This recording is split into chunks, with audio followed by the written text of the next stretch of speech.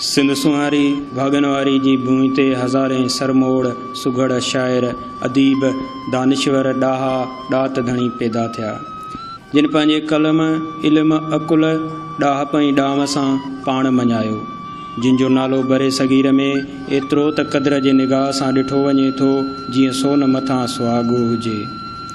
जॾहिं खां ॿोलियुनि जो वजूद पियो, क़ौमुनि में क़बीलाई हिसाब सां विरछ थी त ख़ालिक़ अकबर तख़लीक़ काइनात में हर ॿोलीअ जा मुहाफ़िज़ पैदा कया। सिंधी ज़बान में आलमनि मुफ़क्किरनि ॾाहनि ॾात धणियुनि सां गॾु सुघड़नि बि हक़ जा पैगाम ॾिना। सुघड़नि जूं ॿोलियूं सुहिणियूं, गुफ़्ता वणंदड़ ऐं महफ़िलूं मान भयूं हूंदियूं आहिनि। अहिड़नि सुघड़नि जो सरताज ऐं भलोड़ शाइर उस्ताद मोहम्मद मलूक अब्बासी आहे। उस्ताद मोहम्मद मलूक अब्बासी 13 डिसंबर 1944 ते मुहन जे दड़े वेझो ॻोठ मोहम्मद ख़ान कलोड़ो में पैदा थियो। मोहम्मद मलूक अब्बासी तालीम जा 4 दर्जा तर जे नामियारे प्राइमरी उस्ताद मरहूम मोहम्मद इस्माइल खां पंहिंजे ॻोठ जे भरिसां प्राइमरी स्कूल में पढ़िया। तंहिंखां पोइ हिन कंहिं बि स्कूल मां तालीम हासिल कोन कई, पर बाक़ी सॼी उमिरि संदसि तालुक़ किताबनि सां ई रहियो। सुघड़ाइप जो फ़न हिन मरहूम उस्ताद मोहम्मद मुरीद ज़हरानी खां सिखियो। उन जी वफ़ात खां पोइ उन वारी सुघड़ाइप वारी पग हिन खे पाराई वई। सुघड़ाइप जो उरूज सिंध जे सदा हयात सुघड़ उस्ताद मोहम्मद मलूक अब्बासीअ खां शुरू थियो, जंहिं कोशिश करे सुघड़ाइप जे फ़न खे वाखो कयो, जंहिं ॾोर बेत गुजारतुनि खां अलावा सींगार, ॾहस, चवणी जा बेत, पहाका, सनाए रसूल, करबला जे कूंदरनि जूं कुर्बानियूं, ॾींहं, रातियूं, महीना, मुंदूं वग़ैरह इन फ़न में वाधारे तौर ॾिनियूं, जिन खे सुघड़ अॼु ताईं पंहिंजी कचहरियुनि में पेश करे ॿुधंदड़नि खां दाद हासिल कयो आहे ऐं कंदा पिया अचनि। 1975 में फ़क़ीर मोहम्मद मलूक अब्बासी सिंध सुघड़ संगत भलाई तनज़ीम जो बुनियादु विझो, जंहिंजो ताहयात सदर पुण रहियो। उन तनज़ीम जी वाध वीज लाइ कोशिशूं बि कयई। मोहम्मद मलूक खे ज़िंदगीअ में ई मञता तौर कई एवार्ड मिलिया, जिन में शाह लतीफ़ एवार्ड, सचल एवार्ड, कलंदर शहबाज़ एवार्ड ऐं ॿिया खोड़ सारा एवार्ड पिणु शामिल आहिनि।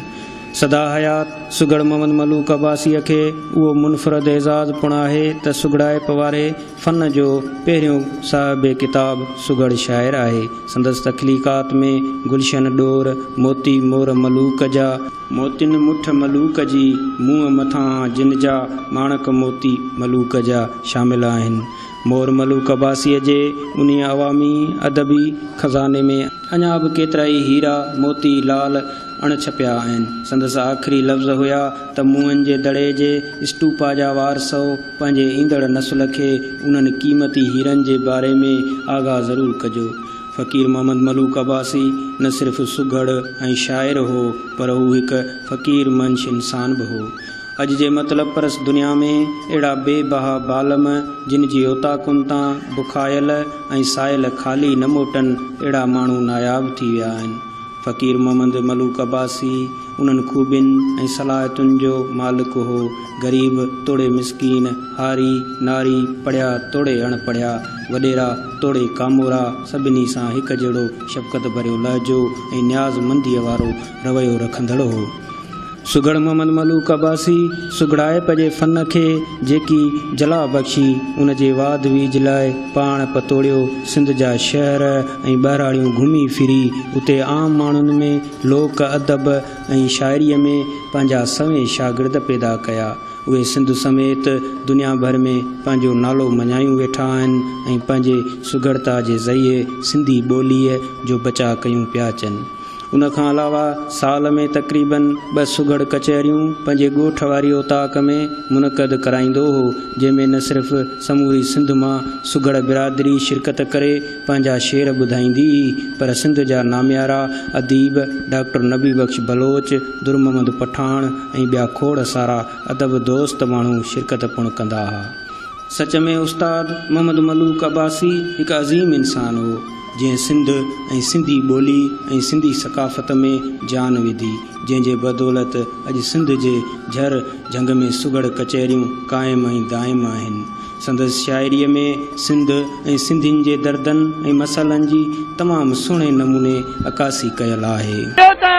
पसी हुस्न हबीब जो दहलिया कुल दलाल, जॾहिं अल्लाह जो राज़ त वाक ॾेई न पिया सघनि।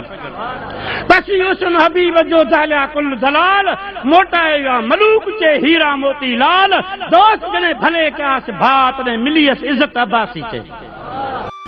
सुगड़ मोहम्मद मलूक अब्बासी शुगर जे मर्ज़ में काफ़ी अरसो मुब्तला रहियो।